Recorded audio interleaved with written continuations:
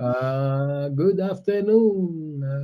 Welcome to the Tourism Review webinar. We're going slow until more people are coming in. We can see people coming in, and we're just going to go slow for the next 2 or 3 minutes so we can allow colleagues to come in.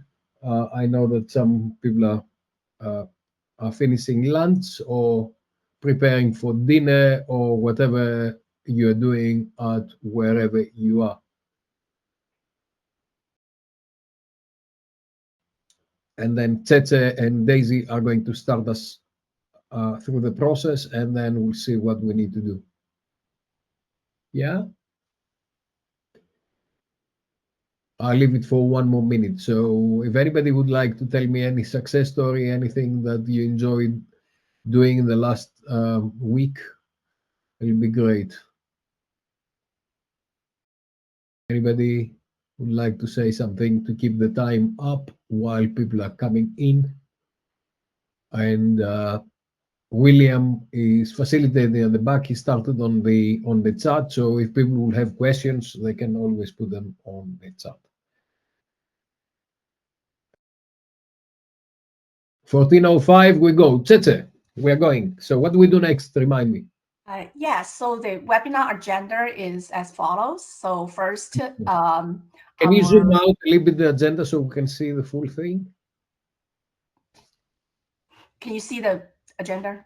I mean, the internet has a little bit delay. So when I click next, you may not be able to see it right away. Just zoom it out a little bit so we can see the whole slide. I don't know if other colleagues can see the whole slide.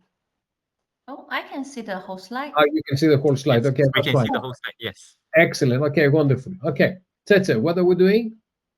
We're gonna have you two start opening and welcome, and then I'm going to introduce the panelists, and then we'll have our wonderful panels to present their award-winning research paper.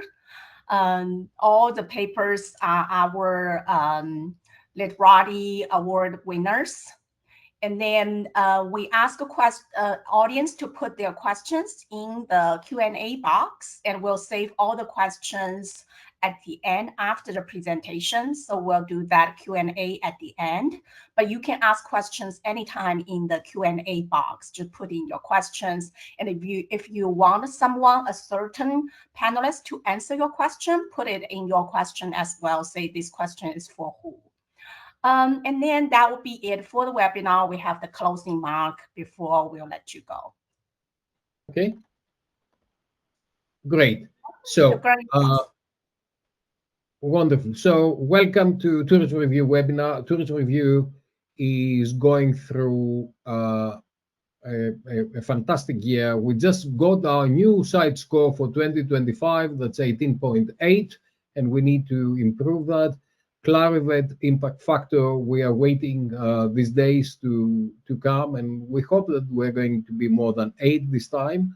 And we are about to receive 2,000 manuscripts this year, and that means that we're much more selective on the papers that we can accept, and we are going through an even more thorough reviewing process than before. Tourism Review is a quite open search, meaning that we can publish a whole range of different papers in all kind of tourism areas, and we aim to publish papers that have got a big impact in society, make a huge contribution to society, and can make a better place. So you're more than welcome to submit your papers. If you haven't submitted already, you're more than welcome to read the latest tourism review papers. Even better, to cite the latest tourism review papers and give them to your students to use. The next slide. So these are some of our statistics. You can see them on our website. The site score, as I said, it went to 18.8. The important thing for many reviewers is the fact that we are a very quick journal.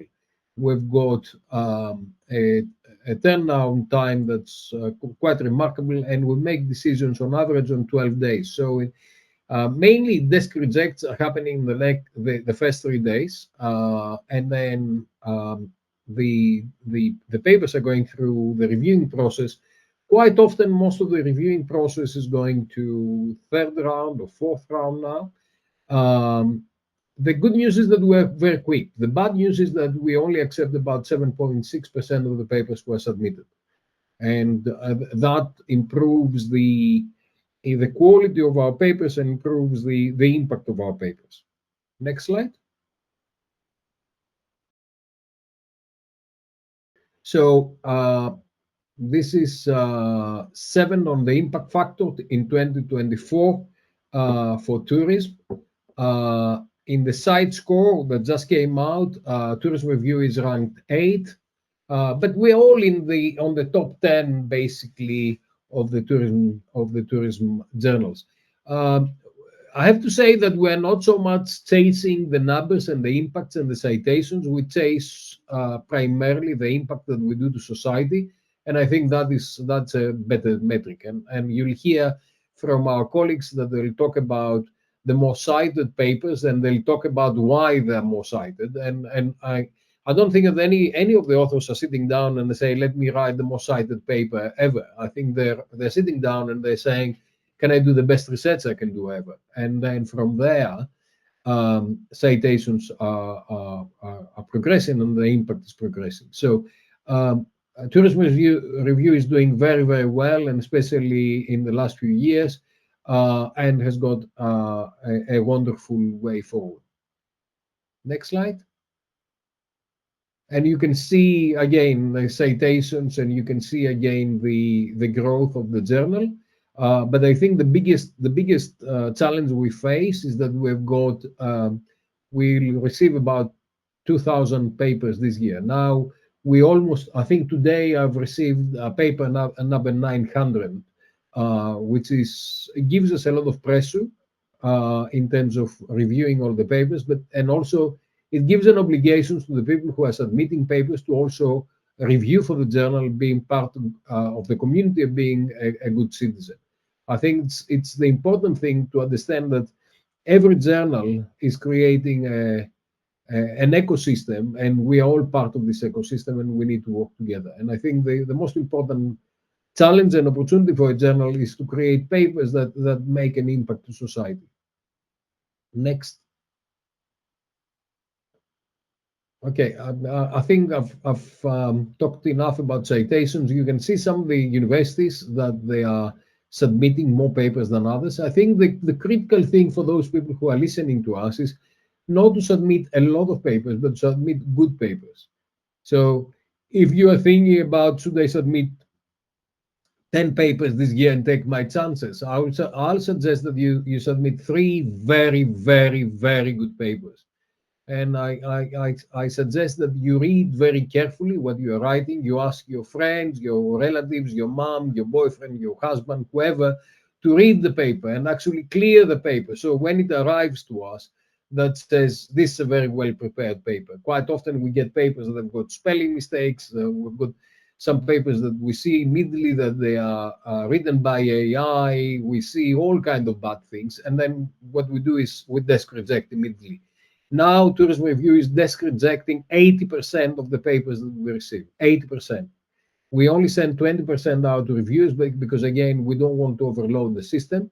And even then, we are rejecting another 10% on R1. So when the reviewers are coming back, so make sure that what you send is absolutely your best work ever, as like your life depends on it. And that's the only way that you can publish in Tourism Review. And that's the same thing with most of the top journals. Really, it's not only with us. And the next paper.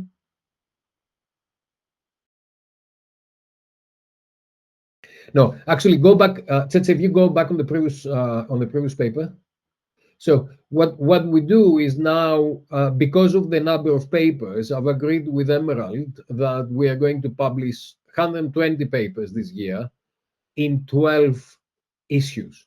So we're going to publish about 10 papers per year, per month. So we'll have 12 12 issues and will have 120 articles. This is the biggest we have ever done. And to see that the perspective, in 2016, we published about 22 papers. So we've got 6 times more papers in a period of 10 years.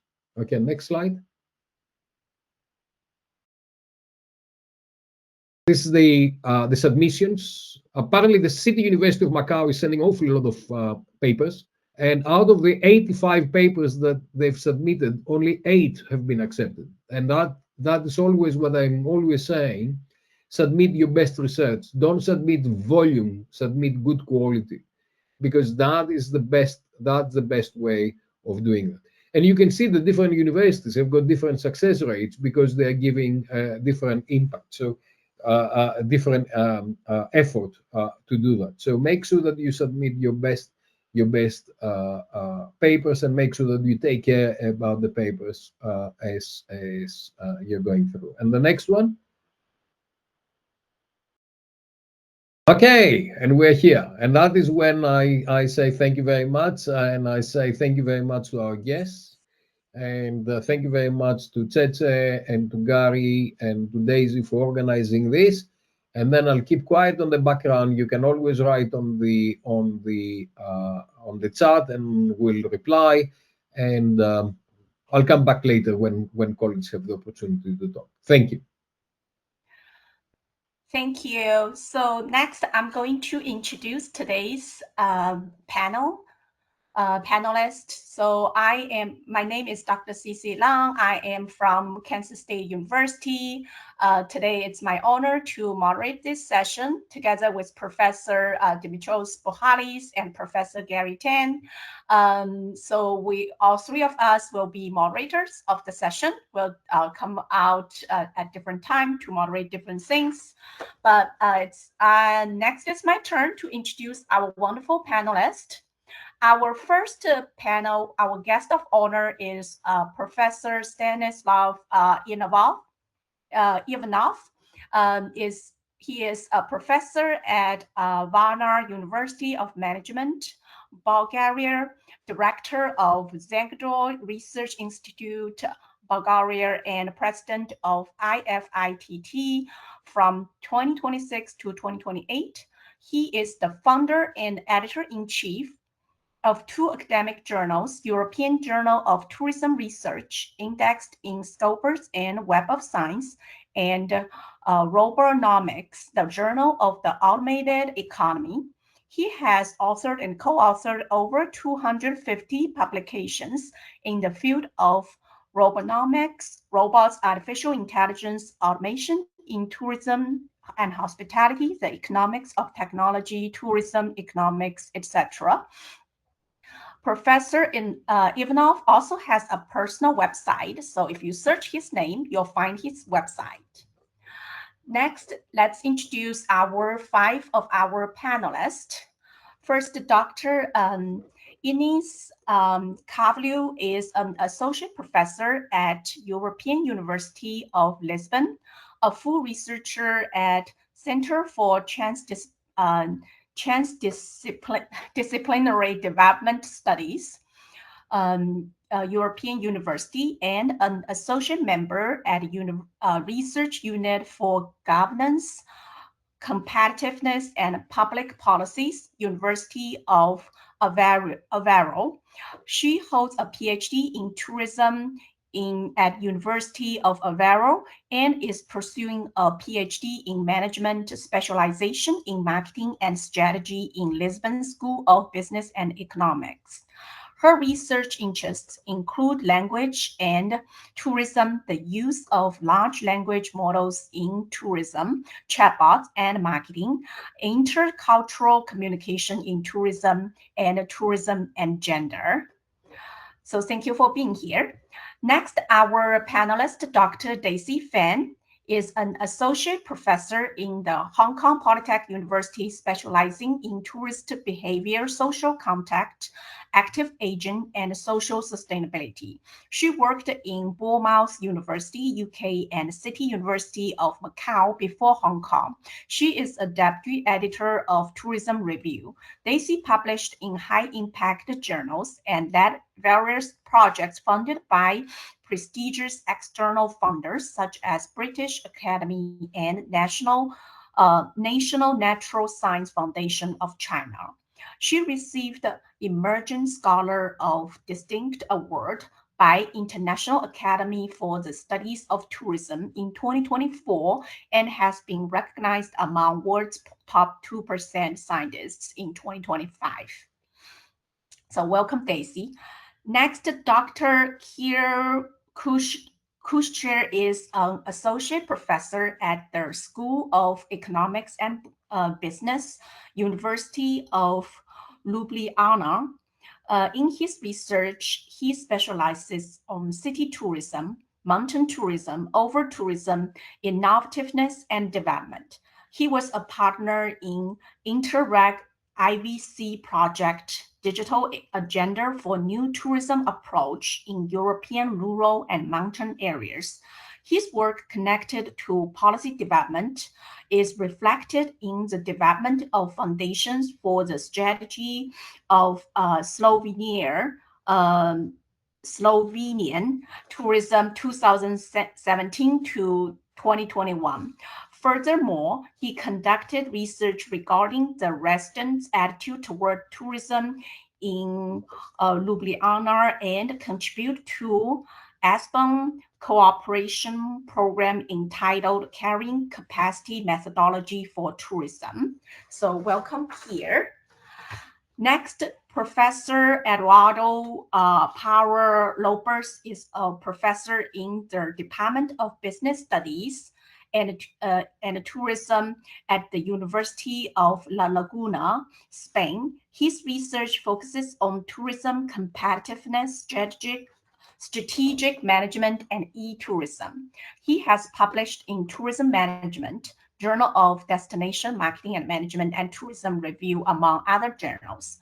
He is emeritus editor of JDMM and associate editor of the Spanish abstract for Tourism Review.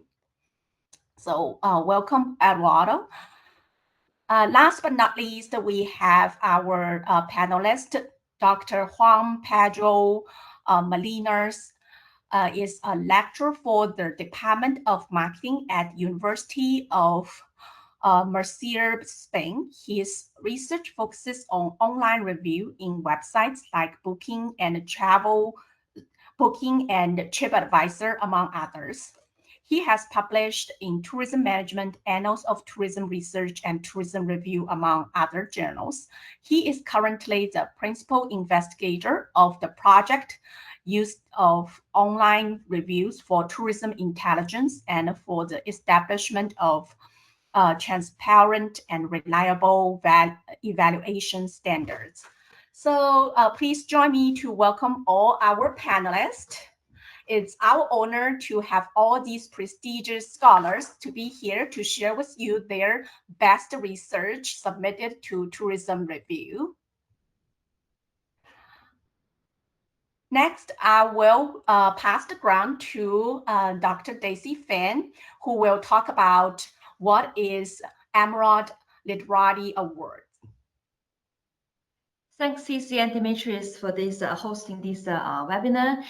So due to the time, I would like to very briefly introduce about this award. What is it? And how do we evaluate about those different papers before we hear from the excellent authors of those recipients.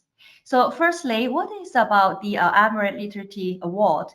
Actually, for all the journals under Emerald, this publisher, we need to elect the outstanding papers and outstanding reviewers every year based on some of the criteria we are like listing here to recognize their contribution to the body of knowledge and also to this academia by reviewing for different journals. And how do we evaluate and elect those kind of papers. We have 7 points as mainly the guidance of our different senior editors for different journals to select. For example, we need to evaluate those papers. Do they really generate some true impact and also generate some the changes to society or broader body of these communities? We also need to evaluate about the novelty and the contribution of the paper, and also we try to see something new to this body of knowledge. But taking for granted, we think about excellent structure, presentation, and a well-written these paragraphs and those lines. They are really the basis for getting into consideration for this award. About this methodology, we think the rigor is really key to evaluate, for example, data collection and also the method try to analyze the data. We also have the relevance to practice and further research in most of cases. Many of the times we feel our readers for particular journals, they have their particular selection criteria, their preferences. So we try to make our selection period very broad. We need to see the papers are relevant to many of our audience all over the world, not only at some particular spots or popular destinations. And the last one, the topics, the papers need to be up to date because people tend to cite and read more papers where they're interested in, right? The next page, please. Well, if you're comparing those selecting guidance and our terms of review expectations, we feel there's a perfect match. For example, we are now discussing a lot about the high ever increasing rate of the desk rejection.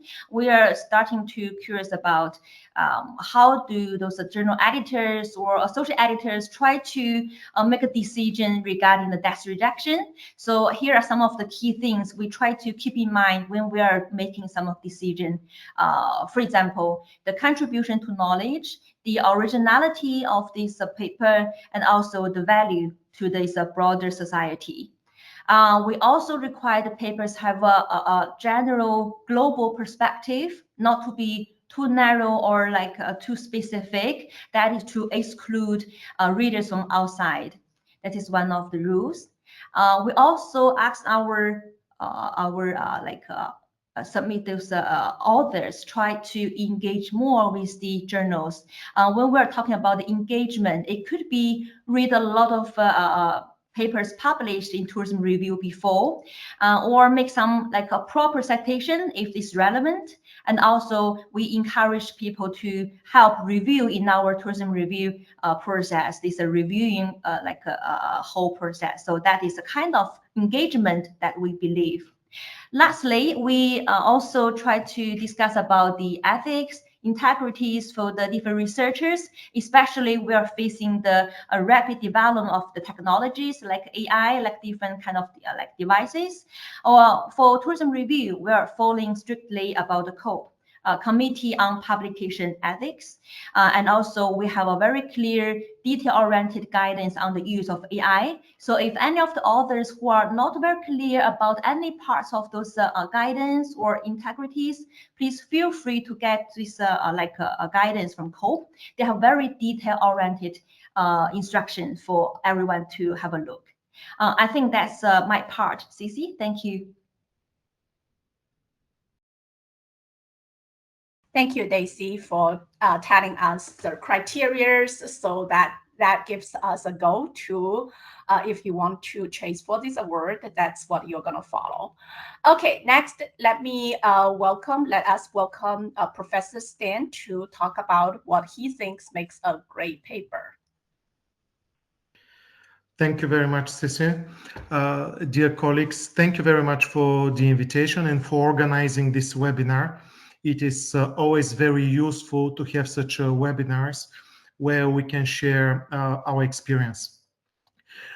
Within the next 10 minutes, I'll be talking with just previous slide, yes, with several hats simultaneously as an editor, as a reviewer, as an author, and as a reader. So there are different things from my perspective that make a paper great. So the first one, this is ethics. we can have a great paper that has plagiarism, irresponsible use of AI, or we have gift authorship or some other problems related with the ethical side. This is non-negotiable. So we can have ethical issues. Some of the ethical issues can be found before, during, or after the review process, and sometimes, some of the things are not always issues that intentional. Sometimes they are really just omissions from the authors, but often they are serious ethical issues. So a great paper is always based on ethical principles, and COPE standards are an excellent in this direction. The next criterion, and this is the topic. The topic needs to be important now, but also important in 10 years.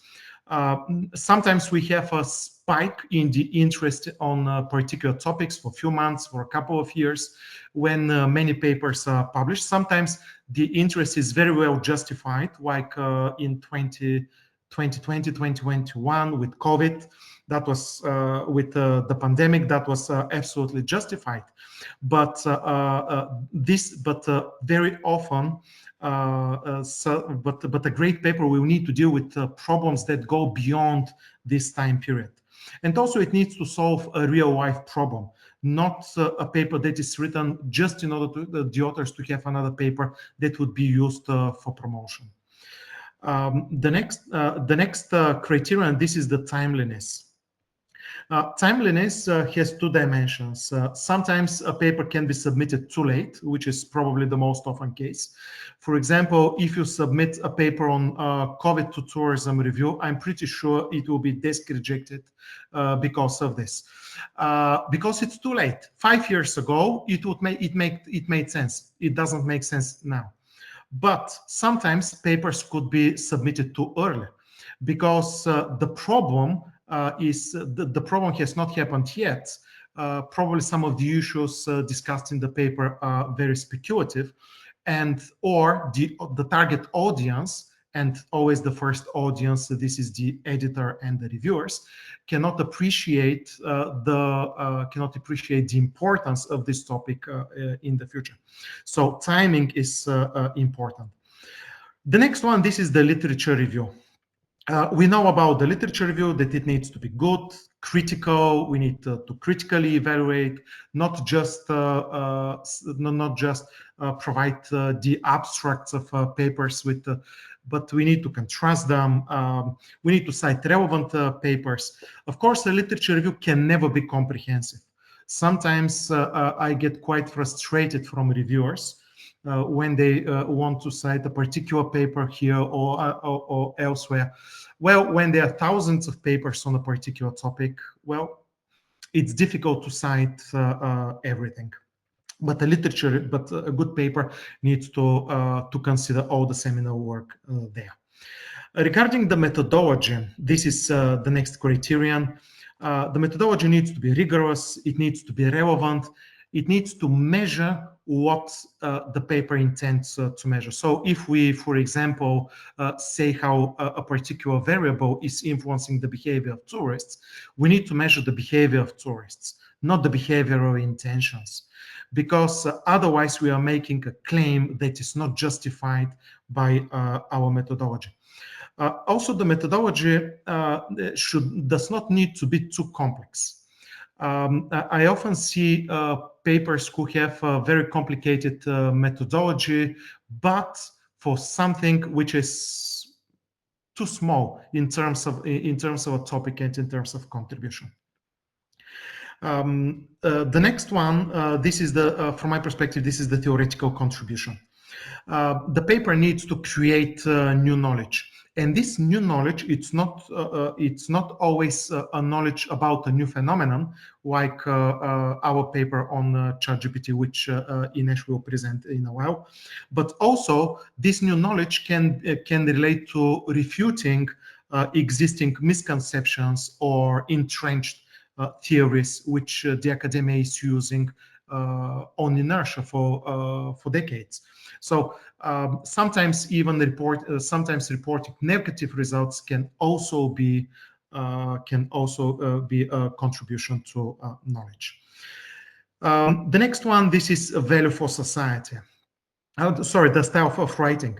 The style of writing needs to be straightforward, clear, crisp, focused, because if the paper is written with spelling mistake, typing mistake, wrong use of terminology, or obvious polishing by artificial intelligence, this paper will be very difficult to read.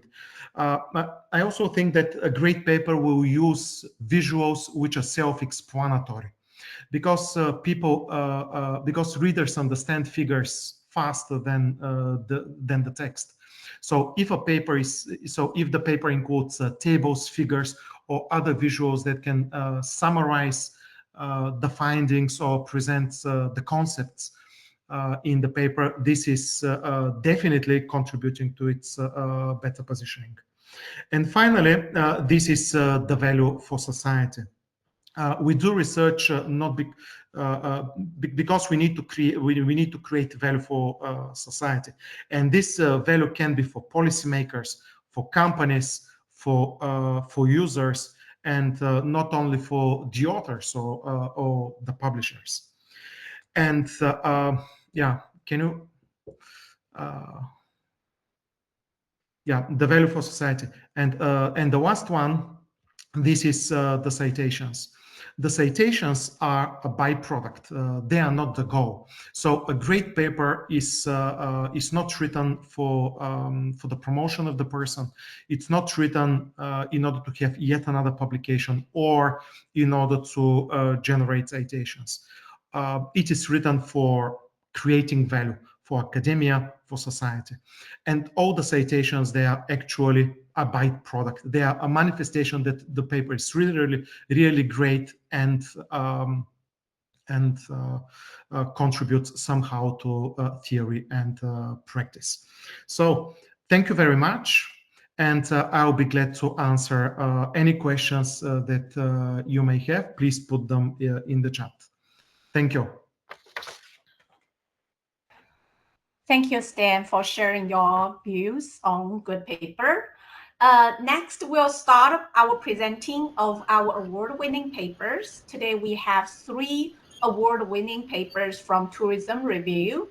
The first, we'll welcome Juan and Eduardo to present their paper. Thank you. Hello, my name is Juan Pedro Mallinas. I will introduce the paper first.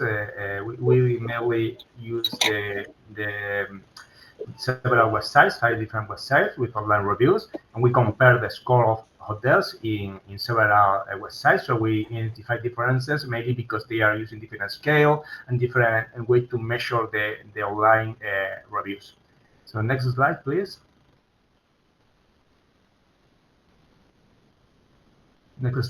Okay, so now we talk about several points. One of them is the risk of secondary data. So we are using secondary data. So someone has made a questionnaire, someone has been designing a scale, someone is calculating the global score of a hotel. We don't know how, we can guess how they do it, but we don't have all the information. So because they are not telling us, so we have to understand that methodology that they are using to use the data, the numbers that we have properly. Not only analyzing the numbers, but also knowing where they come from. Can you go back? So the ratings coming from different secondary sources can seem similar or identical, but sometimes they are not the same thing. So next slide. So I have seen some published papers that are using secondary data, especially online reviews data, the scores, in not a proper way, because they are making mistakes. Sometimes are relevant, sometimes not so relevant. And as a reviewer, I'm rejecting papers for that reason. They don't know what they are talking about, because they are taking old reviews, mixing with new reviews, and using reviews from different websites not identifying the scale very well. So it can be an important mistake, especially if you are working with that number, with that data, and you don't know where it comes from. Next, please. The platform are dynamic. So this is the table that we used in this paper 5 years ago. Okay, we have here the scales of each website.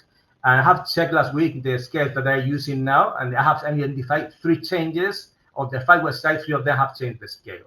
So Travel Republic moved from a 0 to 10 scale to a 1 to 5 scale. Atrápalo, which is an Spanish website, moved from a 1 to 10 to a 0 to 10 scale. And Booking.com, as you probably know, it changed from a 2.5 scale, 2.5 10 scale to a 1 to 10 scale in the last 5 years. So 3 changes in the last 5 years. Next, please. So this is, for example, Atrápalo.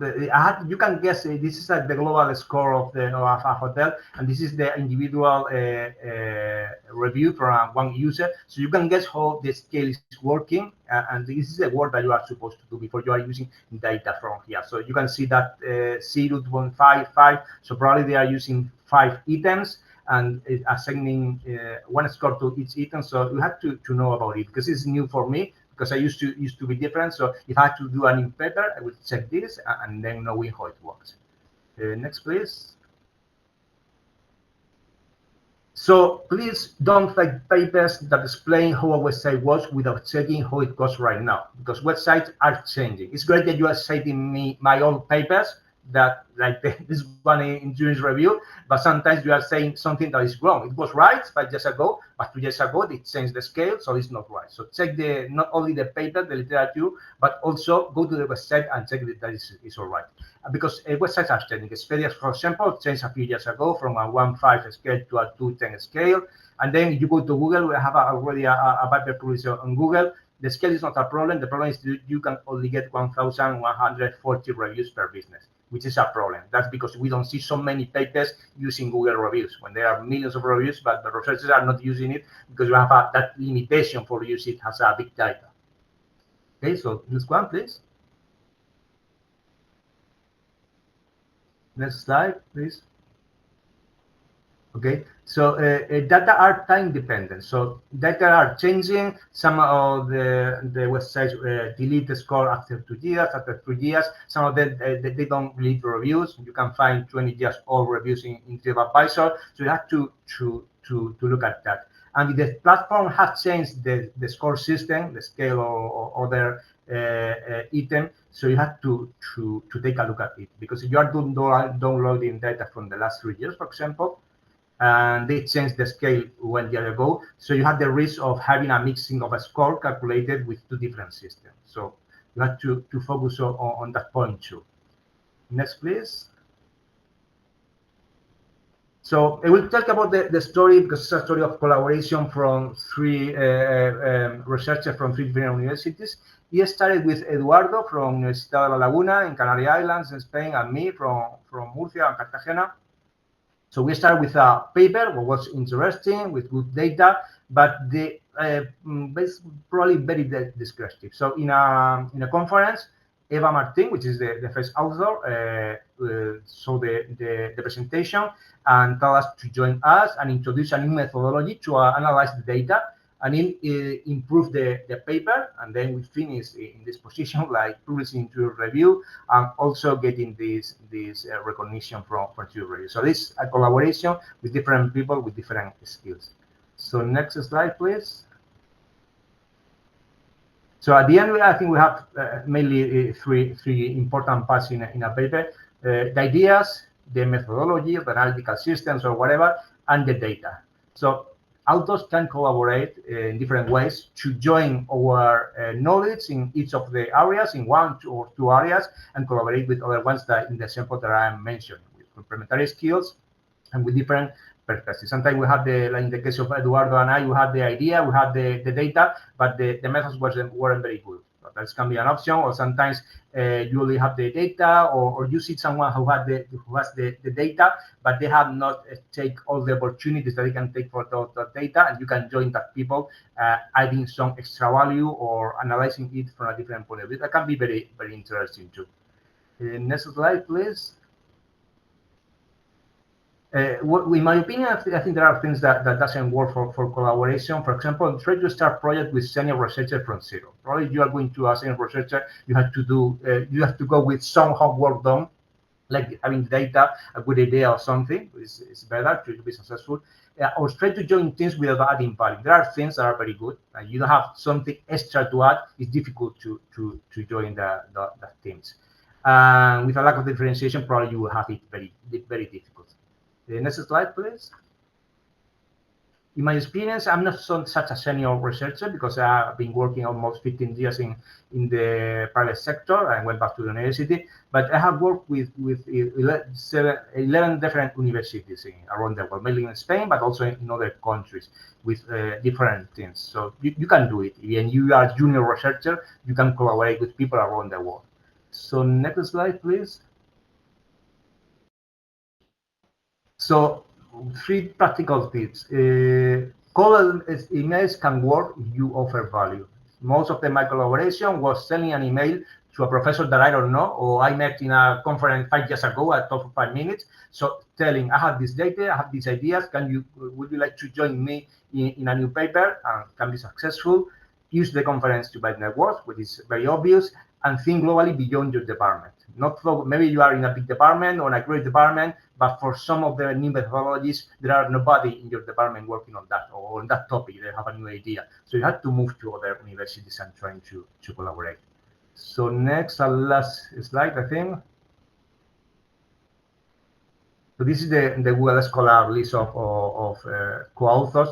So only the 5 with the icon are the ones that belong to my university, but the other ones didn't belong. So I've been working with people with other parts of the Spain or the world and being successful publishing, which is something that I recommend. And this paper has an example of collaboration of people from 3 different universities. So that's all. Thank you very much for the invitation. I will leave Eduardo, which is the other co-author, to continue with the presentation. Wonderful. So excellent presentation, Professor. So always you are amazing. Wonderful professor, wonderful research. For me, it was a fantastic experience to work with you and with Eva. And after many years, your career, there's all the times growing. So that's amazing. So I thank you very much to Dimitrios and all of the Emerald team to give us the opportunity to share of all of the international community that we work in the past. So change the slide, please.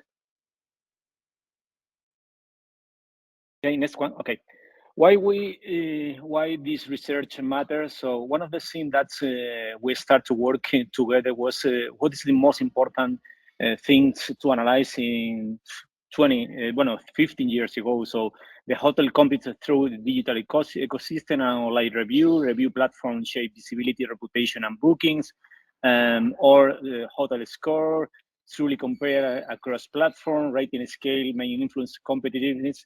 So years ago, this was a problem inside the platform because it was the beginning of the platform inside the internet. So we try to put one of the tips that we want to share with all of the community.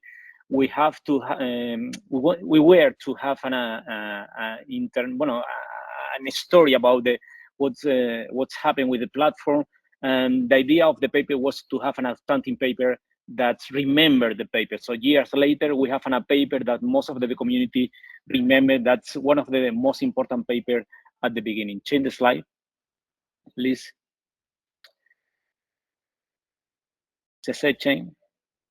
Okay, what we discover inside the research and discussing different months and discussing when we go inside the platform. So decoding the reputation economy, scale, design, and competitiveness. So different rating scales, for example, in booking, generate systematically different score.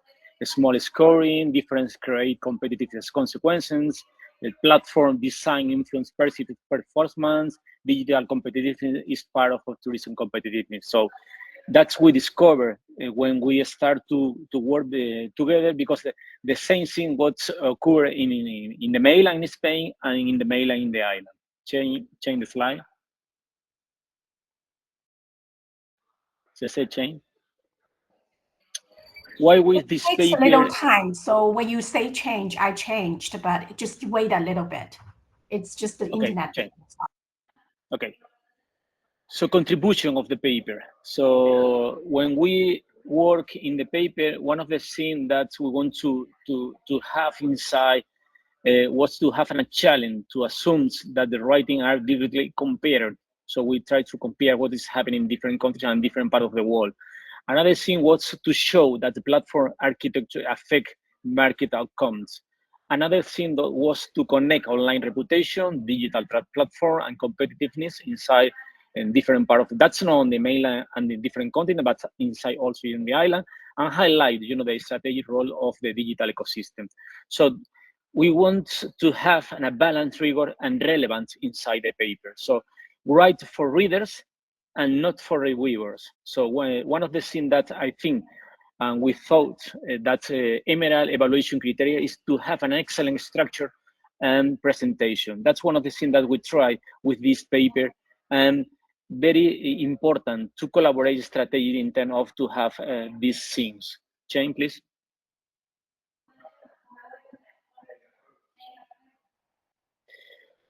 Lesson 5 lesson that we want to share with the community and the different colleagues and learn after this process, and following that Professor Stanisław shared with us, and also the criteria that Daisy shared with all of the community. So most of the thing that we want to learn about this process is to first start with an important problem. So years ago, this process with the platform was a very important problem. So focus on this use was really important for us, was important for the managers and society. One of the things also Dimitrios shared with the community is to have a paper, very good paper for the society to translate to society. And it's really important when you wrote a paper like this, at the end of the paper to have something in terms of what we work this paper and for whom. So to have a social conclusion or social implication of your paper. That's really important if you want to have a winner or winner paper. So that's involve different multiple institutions, international teams, complementary expertise. So that's one of the things that we want to share in the first step. The second one is the challenge assumption. So the impact often comes from different questions, asset wisdom.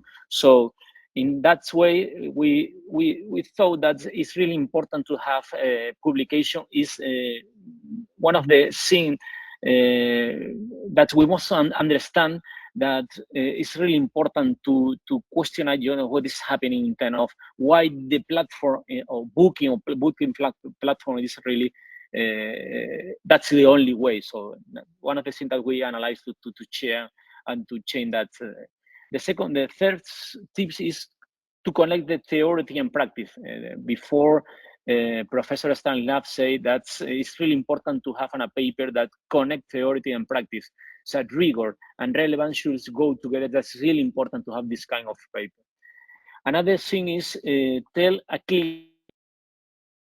So what is the problem? Why does it matter? Why did it discover? And why should anyone care? So to have a history, so tell a compelling history. Some paper is really important to remember. So many technically correct paper are forgotten because they don't lack narrative about the paper. So a strong paper in literary hours need to have a clear problem, clear tension, a surprise finding, a memorable takeaway. So editors often remember a story more than statistic or methodology. So that's one of the things that we want to share, and one of the lessons that we learn in this process. And finally, the focus on contribution. That's no complexity. So a strong idea is bits and complicated methods. So one of the things that we want to share also is the paradox is that the paper that pursue influence often receives attention naturally. So instead, in your mind, put instead of asking how I get more attention, ask how can this paper change and how people think. So that is the mindset that behind many literary winning papers. Shane, please. And final reflection between all of us that we want to share is the future of tourism research is a holistic approach to integrate sustainability, technology, and human competitiveness. One of the things that's in the following, in the last 5 years that I was trying to research is to put the person and the human in the middle of all of my research and all of my collaboration. That's really important to have in the middle of the international competitiveness the persons and the human. Okay, so the most impactful tourism research, that's not simply explain the world, it's help understand how tourism can evolve in a smarter, more responsibility, or more human-centered way. Shane, please. So thank you, Cece, thank you, Dimitris, and all of us, and thank you to my colleagues. Thank you very much, Juan and Eduardo, to presenting their research and share with us what they think about a good research. Next, we'll have another of our award-winning paper presented by Ines and Stan. So good morning, good afternoon, and good evening. So this is the paper that I'm going to present on behalf of me and Stanislav Ivanov, ChatGPT for tourism application benefits and risks. And I would like to thank you so much, the organizers, in particular Dimitrius, for the invitation to take part in this webinar. So please change the slide. So in this paper, we were mapping a disruption as it happened because ChatGPT had been released at the end of November 2022, and 10 weeks later, we were submitting our paper on February the 11th, 2023. And it took us 3 weeks from start to submission to prepare this paper. At the time we were writing, it would not be possible to collect empirical data on usage by companies because no one was using, or practically no one was using ChatGPT at the time. So the paper had to be conceptual. And I'd like to highlight that one of the factors for the success of the paper was that the review was really fast. So within 20 days, we had a round of reviews. We got feedback from 5 reviewers. We answered back to the reviewers, and then the paper was accepted, and I think it was exceptional. And this enabled the paper to be one of the first about ChatGPT and tourism, and actually also even about ChatGPT and consequences for management and firms. So of course, this was also very helpful. So we had 2 main aims with this paper, and it was to outline the applications, benefits, and risks of ChatGPT and large language models across the tourism sector, and to establish a research agenda to guide future investigation on these models in tourism. Please change. Okay, so in the paper, centered around a framework for ChatGPT implications in tourism, and we first delved into ChatGPT characteristics about on its strengths and weaknesses, and then we delved into how it could be applied for various tasks from the perspective of tourism companies, DMOs, and tourists. And finally, we reflected on the outcomes of ChatGPT usage in terms of benefits and risks. Please change. So in terms of ChatGPT for tourism companies, I have to highlight that these things are now part of our daily lives, but at the time we were writing the papers, these things did not exist. Of course, we had chatbots, but they were very different from the chatbots that we have nowadays, where you can have a dialogue with the system. And so we outlined the following, also many other applications, but we could summarize them like this, like using ChatGPT for front office and service, for chatbots that are available 24/7 in several languages to answer customer queries and complaints. also for marketing and content development to generate copy, optimize SEO, also to analyze feedback from customers, for example, to mine tourist reviews for themes or for sentiment and then generate reports from that. Also for human resources and internal operations to draft job ads and interviews, or for example that we imagine that ChatGPT could be used in the intranet to support onboarding and to answer queries from employees and to so that to better manage the knowledge within an organization. Also for product development, for example, for inventing dishes and menus. And at the time I found that it was so interesting in the paper, we even suggested a menu based on Harry Potter. And for example, to suggesting names for different things and support benchmarking and new ideas, and also for supporting decision making here with, of course, with human oversight. But we mentioned that, for example, property management systems and revenue management systems could be augmented with ChatGPT or other types of large language models. Please change. Thank you. On top of that, we also suggested some further usages for destinations. For example, DMOs could use ChatGPT to extract trends from blogs and also from reviews, for example. And at the time, we thought that, for example, ChatGPT could be integrated with other types of technology to manage tourist flows in real time, and then so that there could be, for example, a dialogue with tourists in order to try to steer demands to other areas that are not as overcrowded. Particular for tourists, before the trip, ChatGPT could provide suggestions and itineraries based on the tourist's requirements. And during the trip, it could provide on-trip advice, suggest itinerary changes, or, for example, social media captions, and after the trip to draft reviews. Can you please change? Okay, in terms of benefits, the main benefit would be connected to efficiency, that customer service would be streamlined.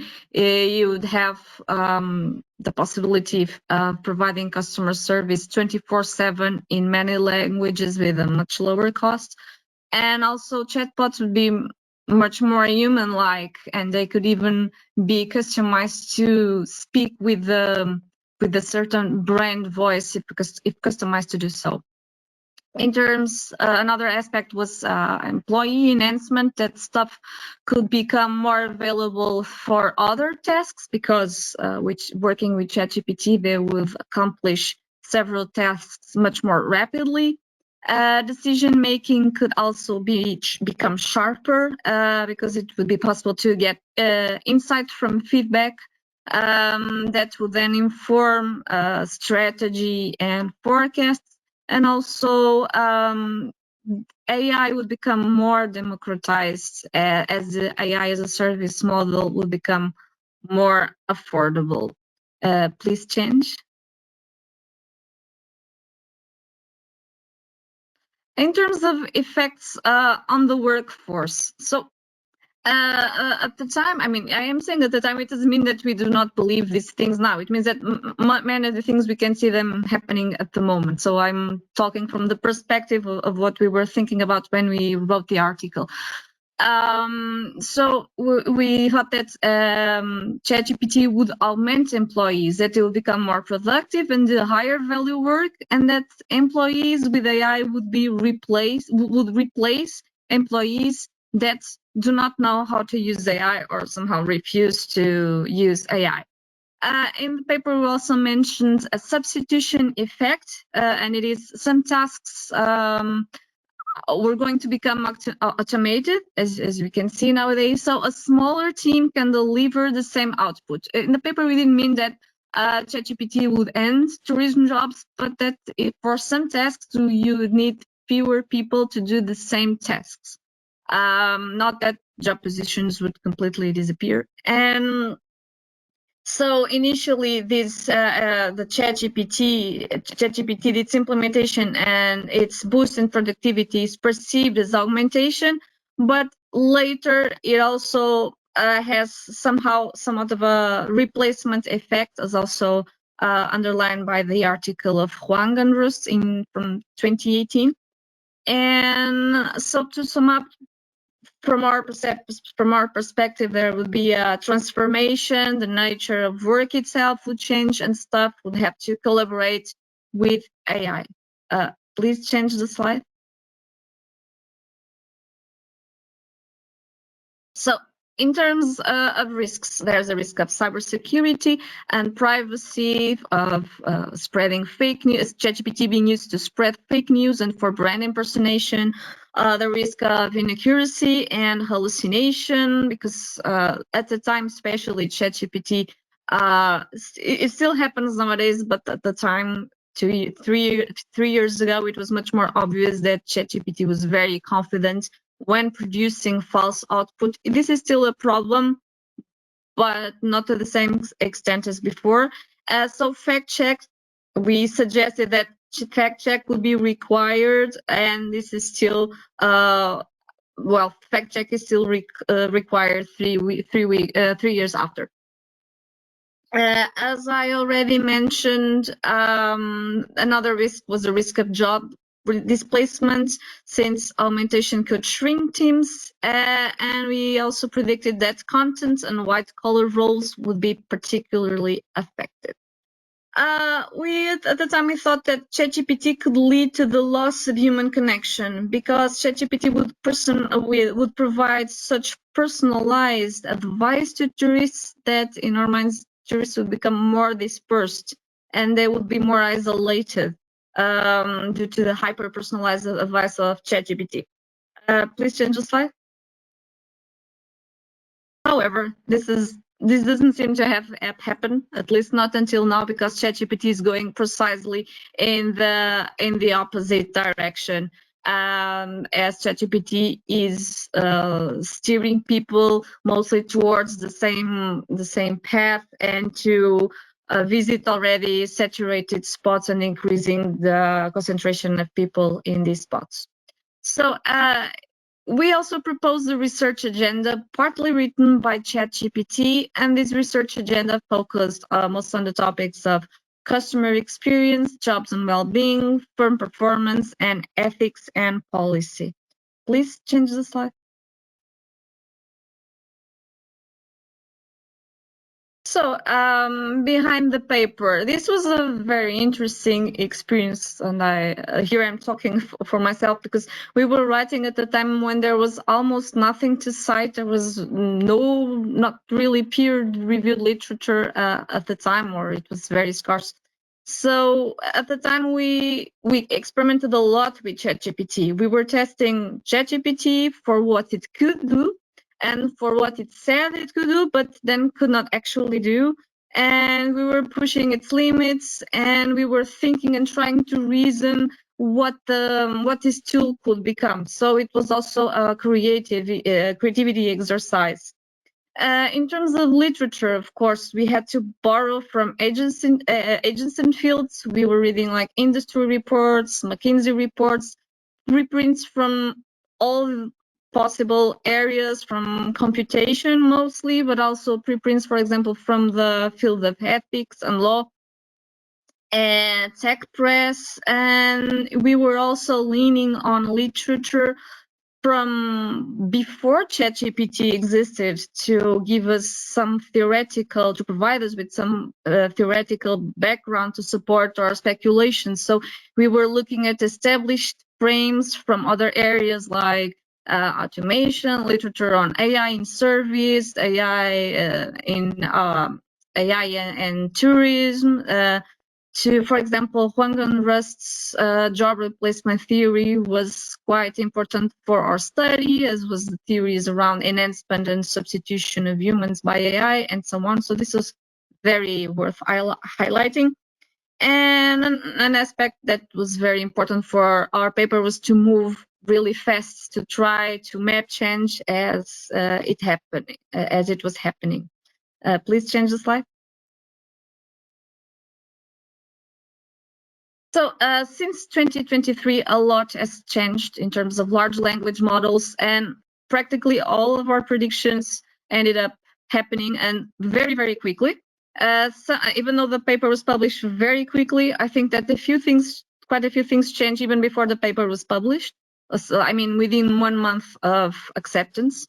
So we wrote on ChatGPT 3.5. Now we are talking about completely different models. Many of the limitations of the model that we have flagged have since been targeted, but there are still some issues that are unresolved, like hallucination, bias, or data privacy. Please change. So a quick reflection on what makes the paper a high impact. I think that being useful, answering a real gap, filling a real gap that is relevant not just for academia, but also for the wider community, tourists, companies. This is important, and also that you are answering a question timely, as Stanislav had said. So if we had submitted this paper even 6 months after, I don't think it would have been accepted, or not the tourism review probably. So being timely is important, and being useful is important. Also, that the papers have to be honest, not only in terms of respecting the ethical guidelines, but also in terms of recognizing the risks and the limits. For example, especially in a paper like ours, we're trying also to recognize the limitations of the paper. And the paper should also be grounded in literature. Even though here our paper had, there was a lot of speculation, we tried to ground it in existing research, and we tried to support our claims as best as we could with the data and information that we have at the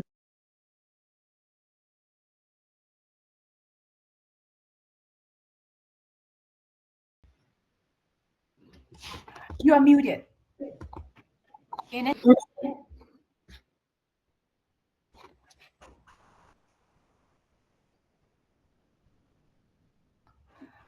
Okay, thank you so much, Ines, for your great presentation. And let's welcome the next presenter to present his paper, his award-winning paper here. Thank you.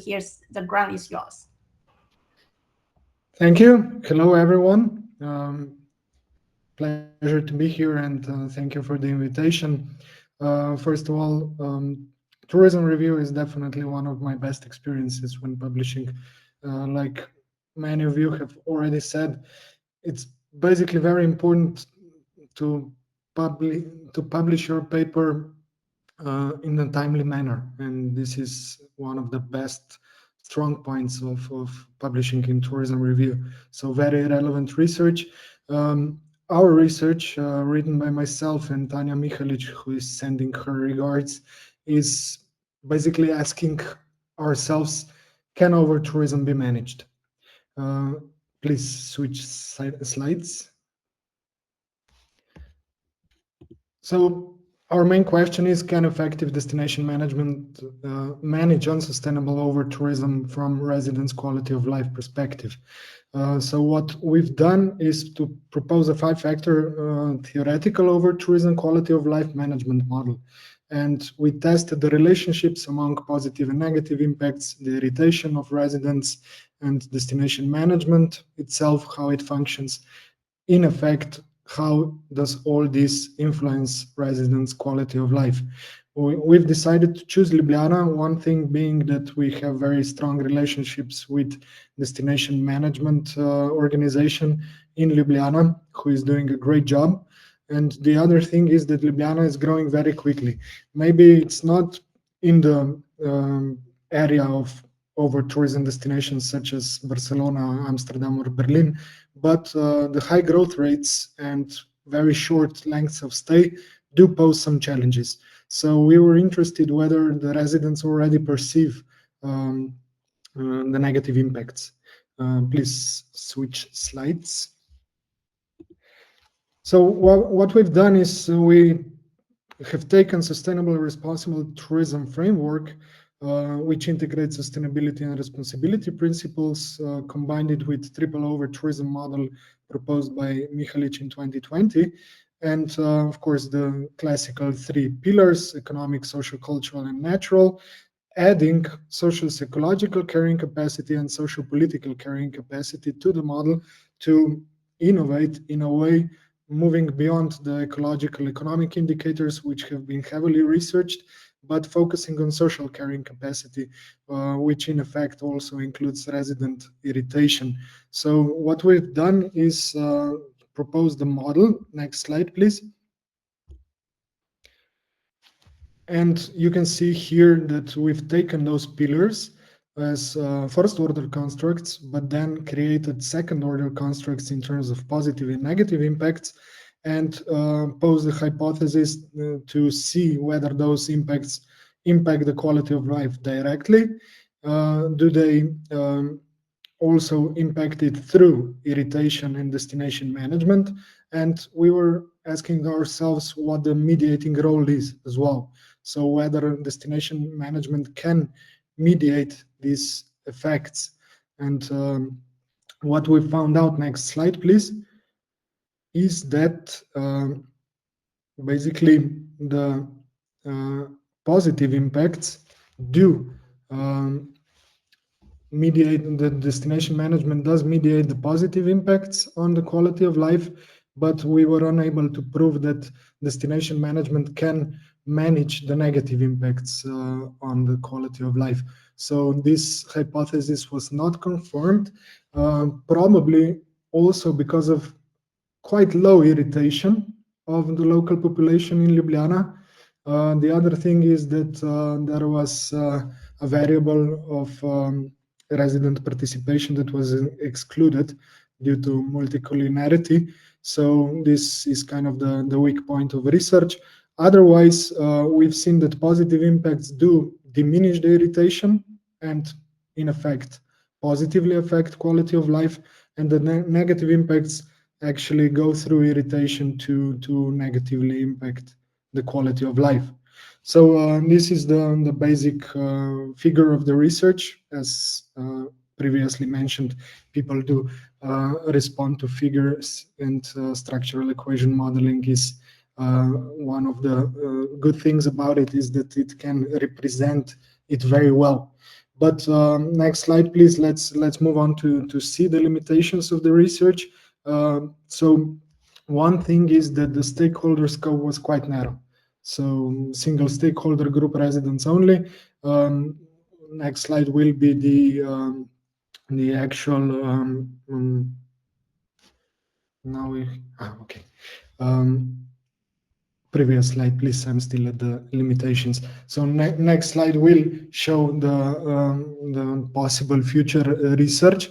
But here we can see that the missing perspectives exist. So tourism industry, visitors, public authorities, and DMO actions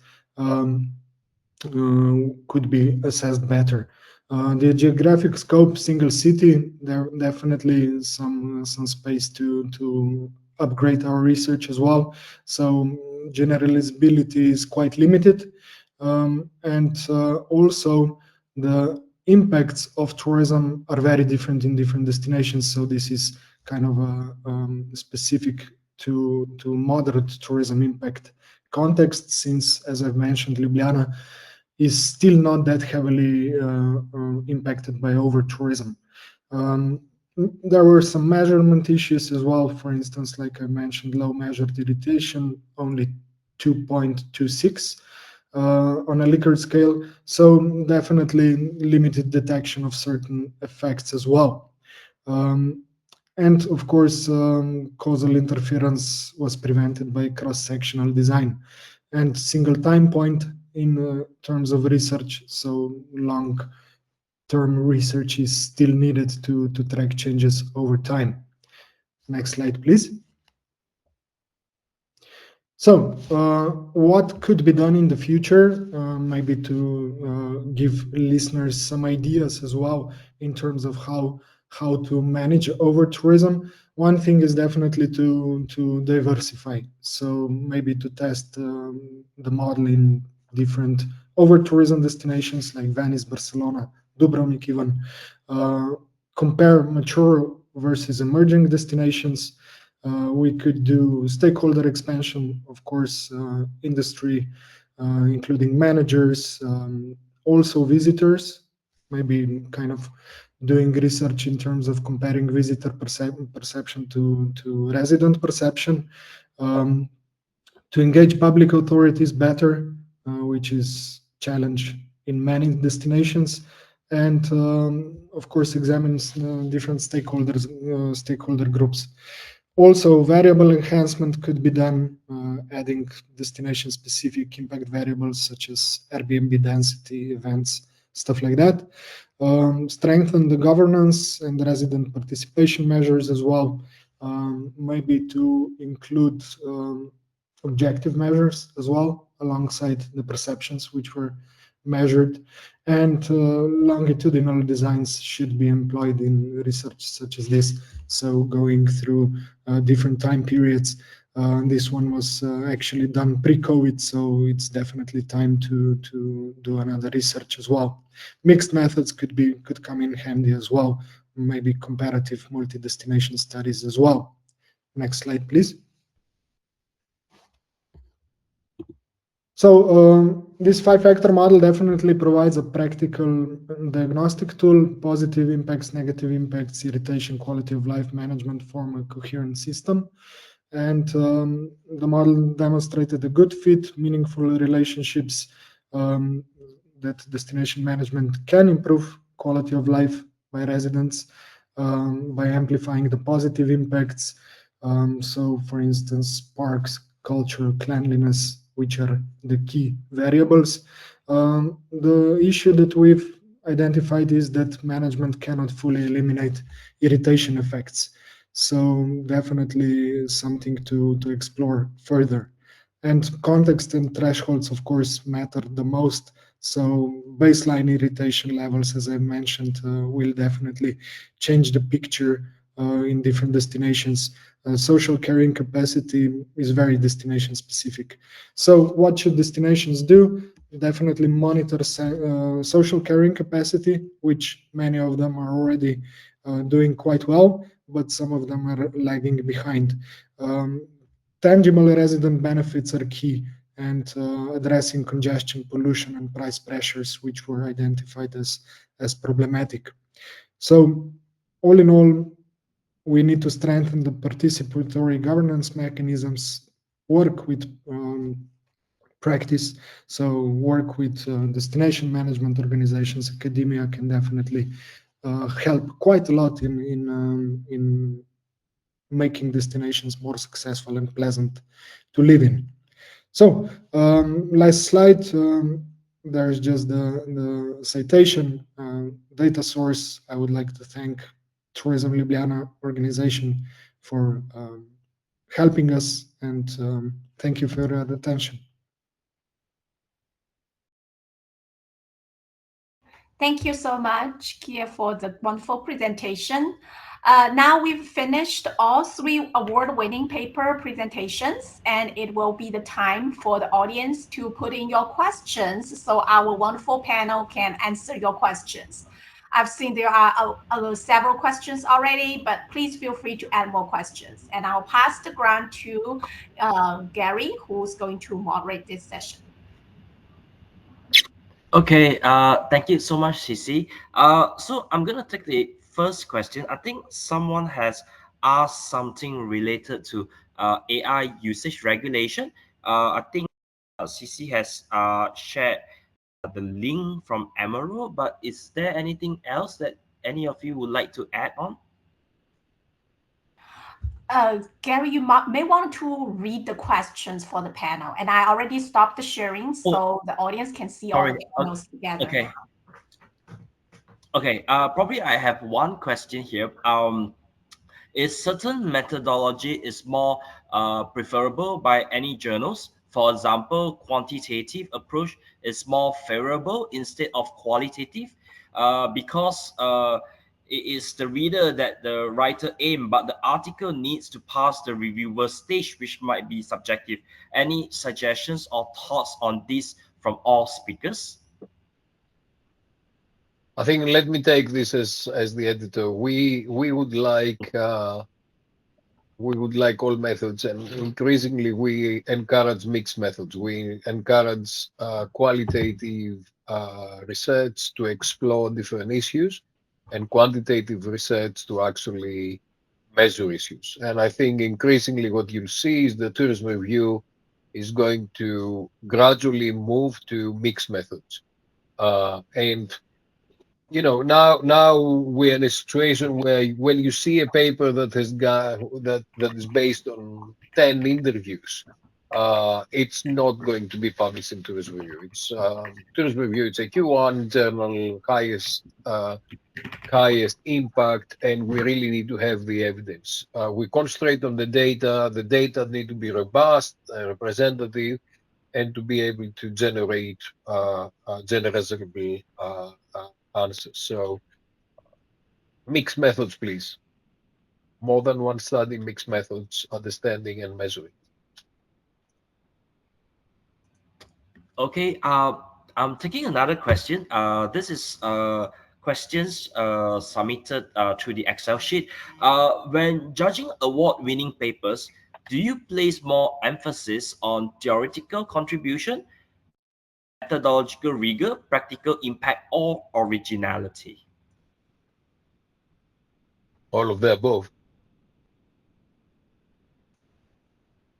Oh, Yeah, this okay. is what I was going to say, that practically all of these simultaneously. Sometimes in a different mix. This is like making a salad. Sometimes you put more tomatoes, other times more cucumbers, but at the end it's still the same salad. So you need to try all these simultaneously. And I really struggle, if you don't have a good method and you don't have a big impact, you will not be a good paper, so you'll not be selected. Dimitrios, I'm going to. It's possible to share a small example that we have right now. For example, we have a new concept. It's called probably Stanislav also know that's cognitive destination. So the idea also to translate, all of the academics is try to contribute something generally new. What mean that? Incremental studies, really wing hours. So the strongest paper in terms of that, for example, cognitive, one of the discussion that we have with the reviewers is they don't know the cognitive destination, or they don't understand that this is really, really new. So they prefer to call, for example, a smart destination second generation more than to have a new concept that cognitive destination. So in my mind, probably it's really important to have, when you have a new paper, is to introduce a new concept, challenge and accept the assumption, propose a new framework of the study, and open a new research stream. That's what we want to have with this concept, cognitive destination. Okay. Next question. How important is storytelling in an award-winning paper, especially in the introduction and discussion section?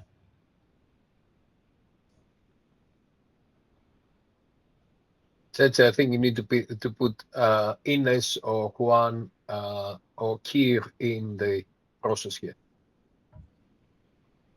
because they've succeeded in doing this.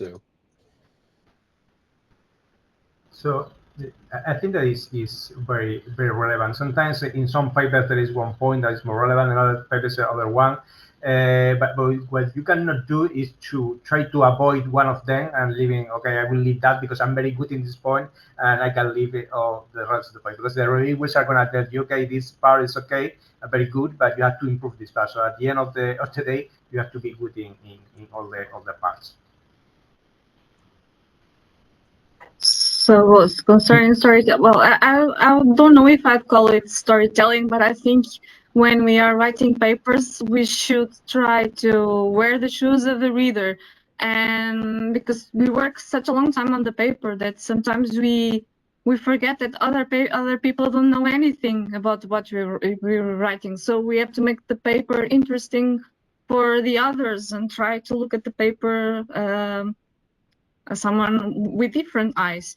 And also, for example, when I write papers, I always check each paragraph what I'm telling, what am I trying to say in each paragraph, and I write like one keyword for each paragraph, and then I try to see if the whole paper is aligned and if there's a sequence, because there should be a sequence throughout the paper. And I also tell you the editor story, right? So we are going to receive about 2,000 papers this year. That means that we get about 7 or 8 papers per day, plus the R1s, R2s, the improved papers. And obviously, each of the editors is fully occupied with doing a whole range of different things. So we've got a limited amount of time to look at this. So if the story is not very strong, if it's not very clear, if it doesn't address a subject that is really relevant and has got a huge impact, it doesn't go through my desk rejection process. It is being rejected. And I'm wondering why people are asking these things, because you really shouldn't be asking these things. You should submit only papers that your life depends on. You know, your paper needs to be so good that you really need to defend it with your life. Otherwise, it doesn't come to me because it's not going to survive. 8% of the papers fail from the beginning. 8%. So only 20% survive the desk rejection process. And of course, that is, you spend 2 years, 2 months, 3 months, 5 months doing the research. You really need to be absolutely certain that you're going to spend another month so it survives the desk rejection. If it doesn't go through the first round, it's dead. So make sure that you absolutely, the paper needs to have a very clear story, need to have a very clear introduction. It needs to show in the abstract, it needs to show on the letter to the editor. It needs to showcase why should we publish this. We are looking for the best papers to publish. We're not looking to reject papers, but actually quite often we just reject papers because the paper does not say why is it worthwhile publishing. So you absolutely must have the best possible way, and do not submit until you have got that stage. So I was recently in EMAC, the European Marketing Academy Conference, and one of the editors from another journal said that, look, guys, the reviewing process is not a paper development workshop. We are not there to develop the paper. We are there to evaluate the paper. Okay. So some people are submitting the paper just to see if the editor likes that, and then we'll develop it with the editor. It doesn't work like this. We will have to reject this paper. So some journals they are not as developed, and they're still taking more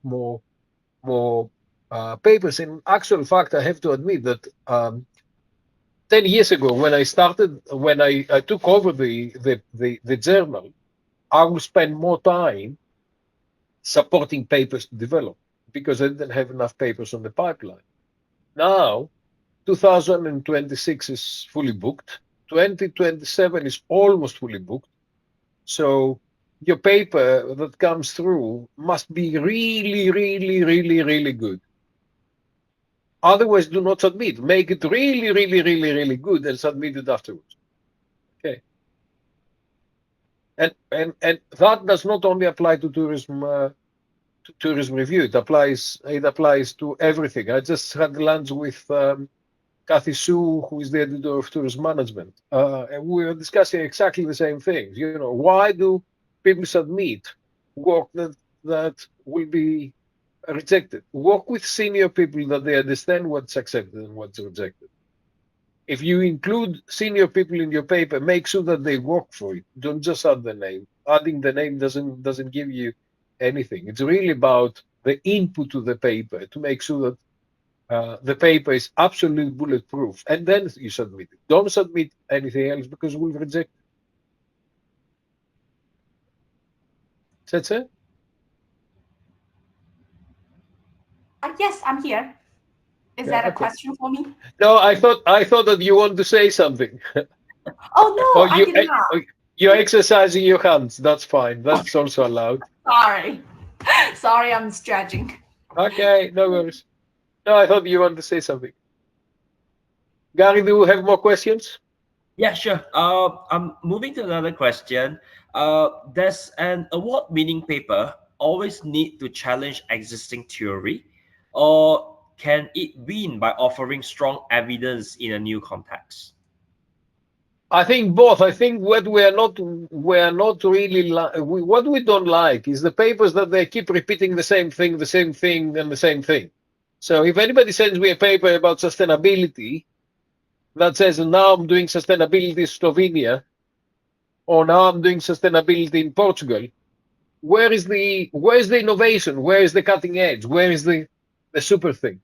Now be careful when you send me papers about over-tourism, because as you know, I don't believe in over-tourism. So unless it's absolutely super good and provides a whole range of things that actually makes a contribution, it's going to be rejected. And Kir and Tanya have done a very good job in actually working with the reviewers, exactly understanding what it is and how these things can make a contribution. So if it's a marginal contribution, it will go to a Q3 paper journal.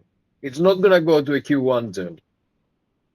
So that's the way to look at it. If it's a marginal contribution, go to Q3, Q4 journals. There are 300 journals in tourism. The top 10 journals, they'll publish the best thing. And if it's a marginal contribution, it's not a. So if you challenge something and said things were happening like that before AI, and now things are going to change because of AI, things are going to revolutionize things. That's the papers I like to publish.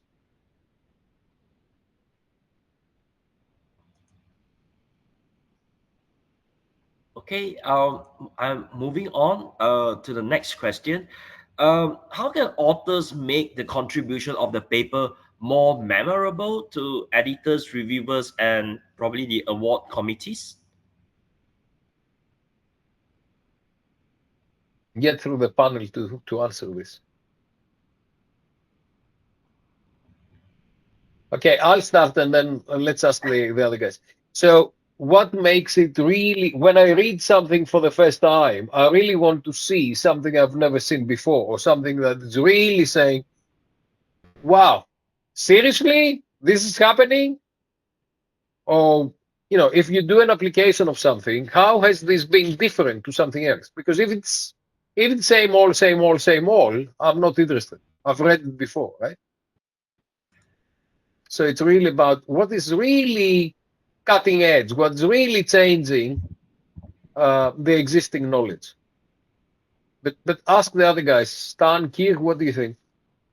Juan? Well, what I can add is that, well, first, I completely agree with what you mentioned, Dimitrios. I would add that an academic paper is not a mystery novel. This means that as an editor, I'm looking for the authors to explicitly mention what their contribution is. 100 words, take-home message. Explicitly written what is the contribution, how this is going to improve society, business, academia, whatever, and then of course it needs to be well justified. Yeah, thank you. Yeah, and I can add maybe that it doesn't need to be completely new. It can be just a serious upgrade as well. So taking the existing theory and making it more understandable, or adding stuff that makes sense in the changing face of tourism. Yeah. Can I add my 2 cents? I'm not sure that I completely understood the question, but from the answers, I think that maybe what I say might be interesting. So I think that, of course, it's important to literature review, but as a reviewer, when I'm reading papers, sometimes I feel that people are focusing because a theory is fashionable. They are using the same theory over and over and over, and also just changing the context or adding a few variables that don't add much to our understanding of the field. It doesn't change much. It's just like a moderator, but why would this moderator be that relevant? So sometimes, of course, besides doing the literature review work that is essential, it's also very important to look at the outside world, in my opinion. And also, I think to be in research, we have to be curious about the world. We need to have questions and to be curious, and it's important to try to follow that curiosity as well. One thing does not delete the other, one does not erase the other. I think that both things are important.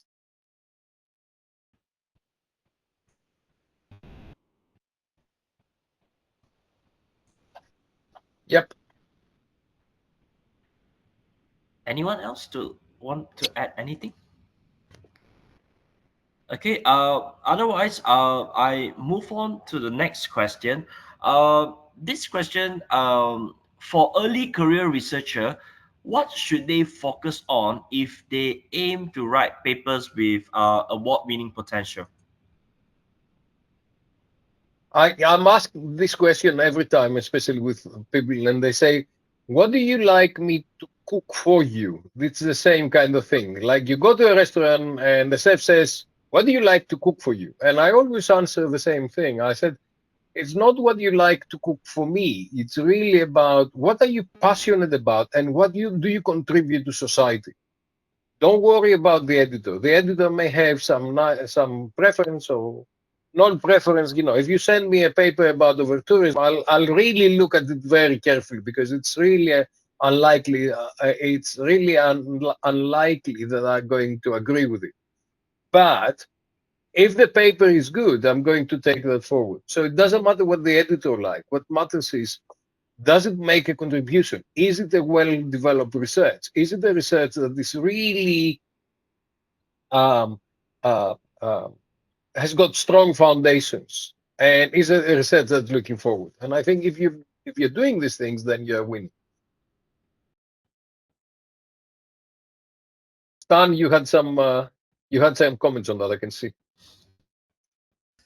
Well, I would say that young researchers, they have brilliant minds, and I would stimulate them to be creative.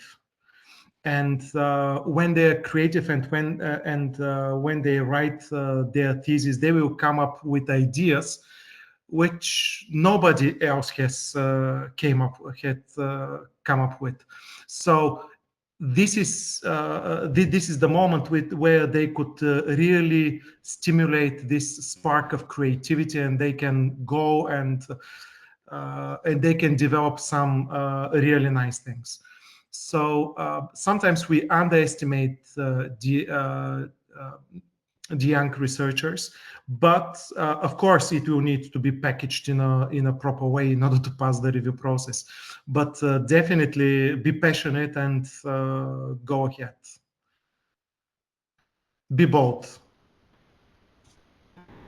So one of the things that in my opinion, that young researchers have to think about is, do you want to go in a topic that we have 1,000 papers published in the last 10 years from senior academics and with this using the same methodology and the same topic and fight in that war, or you want to go to another field where nobody have been there or just a few researchers in that topic, and you know about that topic and you feel passionate about that topic? That is a better opportunity than going to the war with experts that have using the same methodology that they are using. So change one of them, change the topic, new topic, or the same topic that is popular, but focusing on it with a new perspective, with a new methodology. One of the two options can be good, but going to the same topic that everybody is studying and using the same methodology is going to be very difficult for young researchers. Better to try to find other options that give you an opportunity. this is marketing. At the end of the world, this is niche marketing, and all the theory can be applied in this case. Okay, can I also add one thought? So sometimes I see some researchers that want to do research on the other topics, on the hot topics, and I think that this might not be a very good idea, especially if a topic has been hot for a little while, because when you research takes a very long time. When you publish the article, everyone has been published about it. So I think that people should not be afraid to do research on niche areas because it can be interesting. Probably if you do research in niche areas, you might not get a lot of citations. For example, I wrote a few articles with colleagues on people who travel to learn languages. There are not many people doing research on this area, but I think that our papers were able to make an impact in this small field. And I think this is interesting, right? I think it's just not. I think it's good that you can. I mean, not only highly cited papers are relevant. Papers with few citations can be very influential and important in their own field, and I think this is something to bear in mind as well.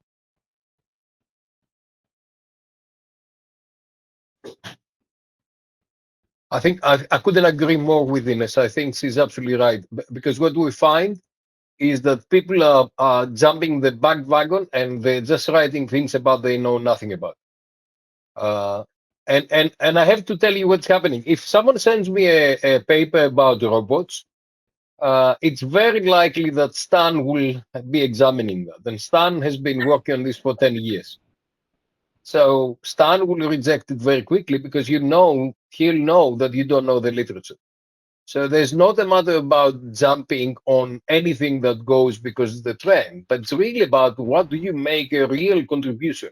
And if you're going to make a real contribution on robots, that's great. But really look into the literature and know inside out and make sure that you have got a very clear contribution. So the other things about citation, some people are citing people because they think that if I cite this person, then I'm gonna get a favor review. That is also doesn't work.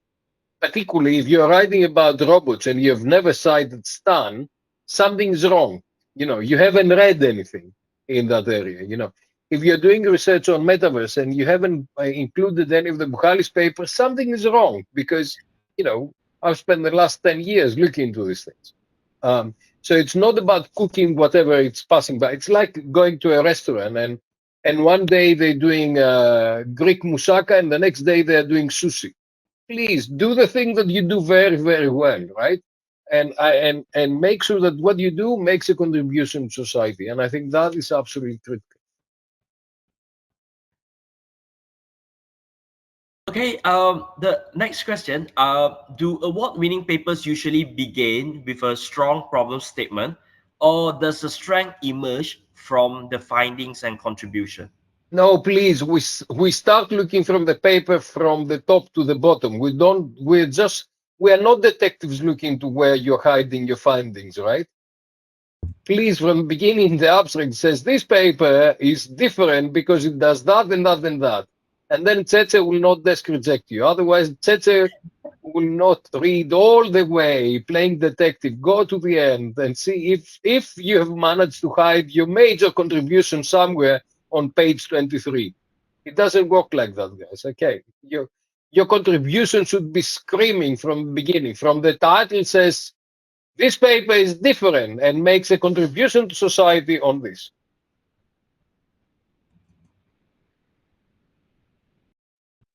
Okay, another question. Do you think award-winning papers tend to answer bigger questions, or do they simply answer narrow questions more convincingly?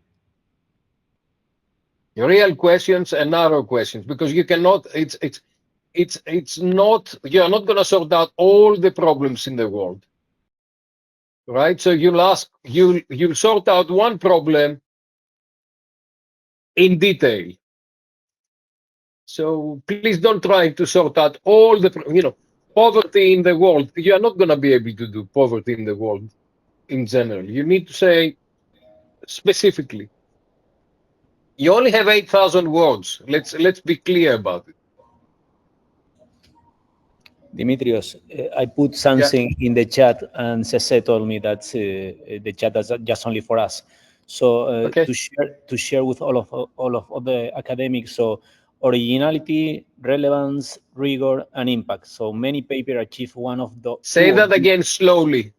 Originality, relevance, rigor, and impact.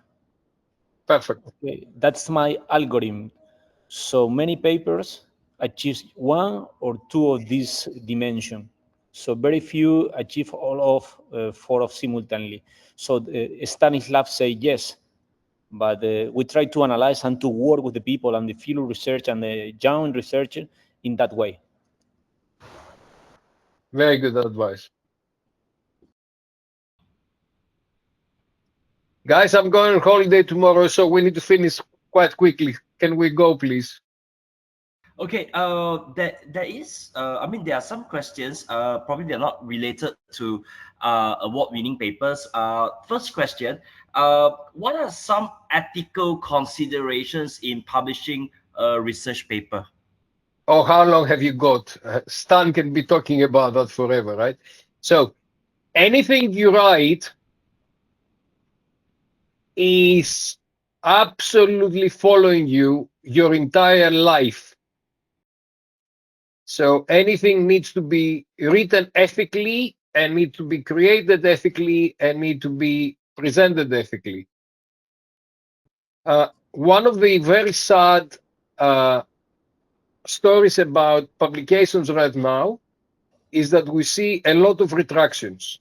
I've just signed my second retraction as an editor yesterday, and this is really, really bad. The first retraction was someone who is taking a paper that has been published in with data from Korea. They've changed that to make it Indian paper, Indian data, and they've published as their own paper. Now, we couldn't detect it because the original paper was good and the fake was very good. And we retracted that 6 years after the paper was published. And if you have a retraction with your name, it's not good, trust me. The second retraction I did yesterday, there was someone who was using a lot of AI and whatever else to produce a lot of papers. It went through the process. The paper was published, and then we discovered that this person has been doing a whole range of different things because of several alarms that are in the system. And now we're retracting one paper in Tourism Review and another 6 papers in other journals. So be very careful, because this is how you can destroy your career. And actually make sure that your supervisor, your professor, your senior author does not compromise their career as well, because all the authors are equally responsible and all the authors will face the consequences. So I had a retraction recently that the first comment I got from the author was, please don't retract my paper. I was a young career, early career researcher at the time. I didn't know any better. I said, I'm sorry, we're retracting. The second thing was, please do not retract the paper because my supervisor told me that his career will be damaged. And the third comment we got from the president of the university was, please don't retract the paper because the reputation of my university will be damaged. Of course, we retracted the paper. So, and you know, the early career researcher, the PhD supervisor, the university, everybody suffers from reputational damage. Please do not do anything unethical. Please do not feel pressurized to publish. Publish only when you have got something good. It's like serving food, right? You are not going to serve food to kill people, to poison people. Just serve food when the food is ready and the food is good. That's my analogy. I know Stan has got a lot of things to say on this. Yeah, I have a lot of things to say, but you summarize these things so brilliantly with such fantastic examples. Ethics is of utmost importance. That's why I started my presentation that a great paper is done ethically. In the journals that I edit, there's absolutely no mercy regarding unethical practices in any way. Regarding authorship, plagiarism, I also informed the universities regarding the unfair practices, because this is poison, and which needs to be, which is in the blood of academia. It needs to be eliminated. So it's yeah, and especially now with there's one question in the chat about what happens with the use of AI and the flood of AI generated papers. This is another problem, because there is the responsible use of AI, but there is also irresponsible. There are things you can use AI for language editing, to things way to generate ideas, to analyze data, etc., but not for actually writing your text.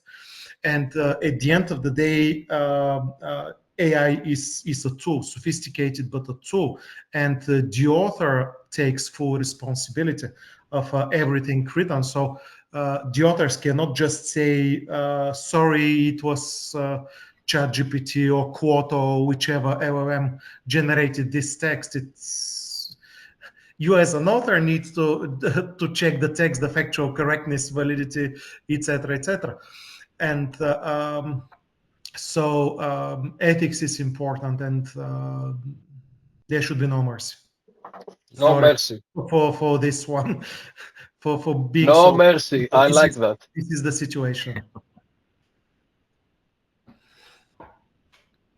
Yeah, thank you. Okay, we have our last 5 minutes. Probably we'll take the last question. So what advice would you give to authors who are hoping to publish their work in Tourism Review? Any last advice? Well, it's a good question to actually finish. I think first of all, you really need to have a cutting edge topic that you really care about. And you need really to make sure that you have read and you have understood all the theory and the practice and all the knowledge that you had before, and make sure what is new about this. Is it cutting edge? Is it top of the contribution? Otherwise, please submit somewhere else. Don't submit to Tourism Review. Tourism Review aims to publish impactful research that makes an impact to society and makes a contribution to society.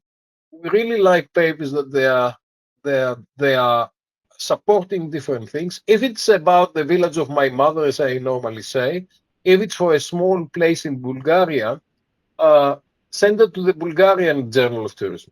If it's a small place in China, send it to the Chinese Journal of Tourism. Please don't send it to the Tourism Review.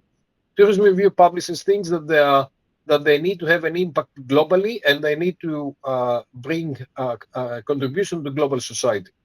It needs to be cutting edge. You need to know what you are, what the contribution is. The paper needs to be really well developed. It's not a paper developed exercise, the reviewing process. And actually, the other thing is that make sure that you contribute the community. Make sure that you're a reviewer. Make sure that you actually contribute and you understand the level of the journal. I get a lot of people who have never published a paper in Tourism Review, have never reviewed in Tourism Review. They've never read even on the Tourism Review. I'm looking to the reference list, and they've never read the paper on Tourism Review. Right now, I'm about to reject a paper on heritage tourism that has never read a paper on Tourism Review. And of course, if you haven't read it, you cannot make a contribution, right? Because you don't know what the conversation. So the good papers are those papers that they are making a clear contribution and they make a major impact to society. One, Ines, let's go around, and that's the final question, so everybody can have a final word. So my advice can be for publishing to a review or in a journal is just to send something properly done, as they said. So talking about artificial intelligence, there is one thing that I think is interesting, and it was my advice.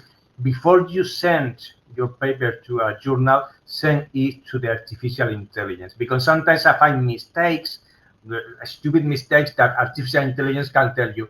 You have saying 10 here and there's in 100 here, so you make a mistake. So try to avoid that mistake. The artificial intelligence is not going to change your paper, it's a wrong paper, but can fix many mistakes, little mistakes that we as a reviewer can see, and thinking that this author had no idea or had too many mistakes together.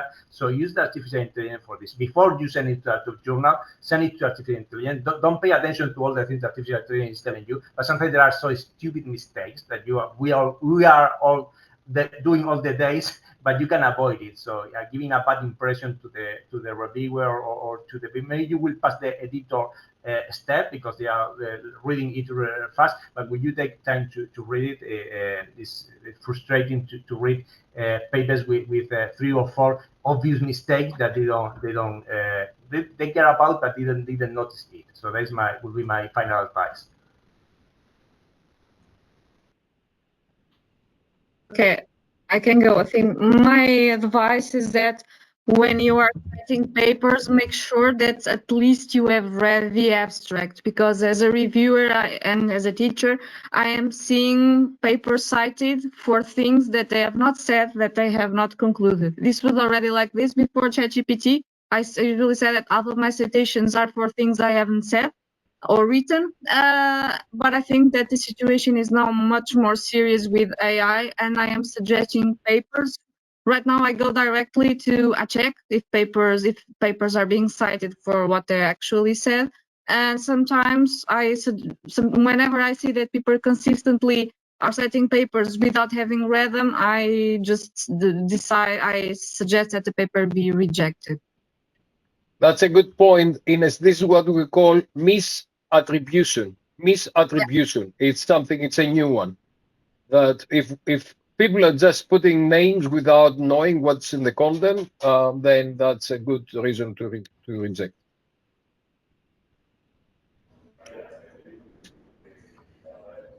Who's going next? Dimitrios, clear problem, yes. Clear tension, surprising finding, a memorable takeaway. So from my experience as editor in Journal Destination Marketing and Management and also in Tourist Review is as editor often, remember that's just not only methodology and statistical paper.